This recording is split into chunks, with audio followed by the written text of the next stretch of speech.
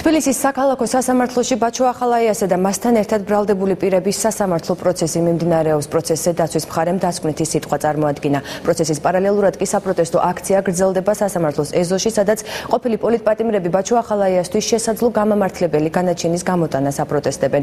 აქციის მონაწილეებსა და ბაჩო ახალაიას მხარდამჭერებს შორის ფიზიკურ და სიტყვიერ დაპირისპირებასაც ჰქონდა ადგილი. დაკავებულია აქციის ერთ-ერთი მონაწილე. თემას ჩემი კოლეგა თამარ გოგესაშვილი განაგრძობს. თამარ, გისმენთ.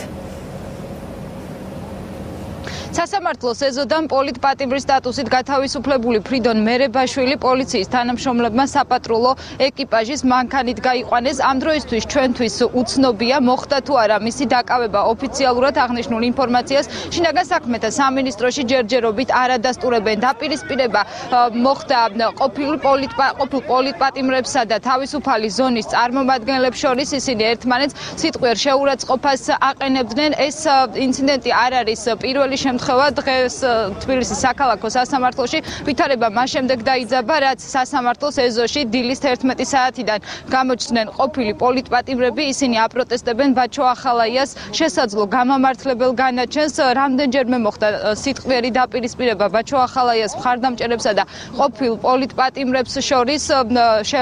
ადგილი ჰქონდა ფიზიკური დაპირისპირების მცდელობასაც. ამ წუთებშიც გრძელდება აქცია თბილისის საქალაქო სასამართლოში, რომლის პარალელურადაც სხდომა იმართება ბაჩო ახალაიასა და მასთან ერთად ბრალდებულების საქმეზე. იმუქრებიან, ილანძღებიან, მეტი რა უნდა გააკეთონ, მეტი არ იციან.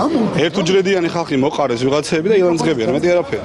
წინა პროცესმა მიიღო უპრეცედენტოდ უზნეო გადაწყვეტილება და რა თქმა უნდა უსამართლო გადაწყვეტილება, როდესაც ბაჩო ახალაიას მიმართ გამოიყენა სიტყვა გამამართლებელი, რაც არის საზოგადოების თვალში ნაცრის შეყრა, რა თქმა უნდა და სულში ჩაფურთხება და მე მინდა რომ ჩემი აქ ყოფნით დავაფიქსირო ის პროტესტი, რომელიც ამ დღევანდელი სასამართლოს მიმართ გამაჩნია და ხელისუფლების ის უსუსურობა, რომ დღეს ხელისუფლება ვერ ახერხებს ამ ქვეყანაში სამართლიანობის აღდგენას და ვერ ახერხებს ამ ცინიკური, დამამცირებელი და მონური სასამართლოსგან გათავისუფლებას. მე ვარ ალალი, ნაღდი, სუფთა ქართველი.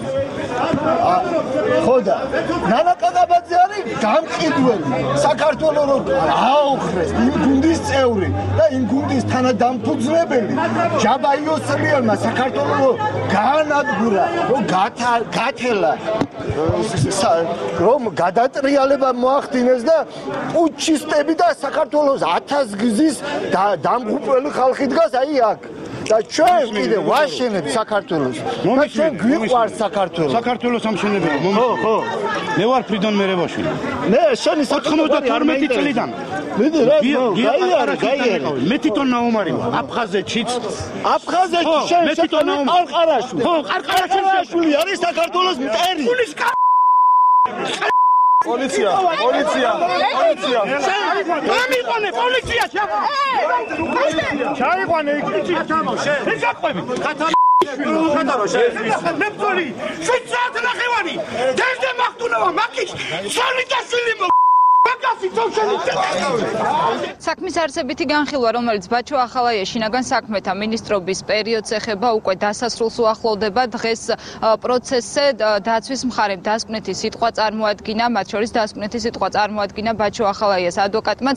ბრალდებულების ინტერესების დამცველები ეჭქვეშ აყენებენ პროკურატურის მიერ წარმოდგენილ მტკიცებულებებს და მოწმეთა ჩვენებებს.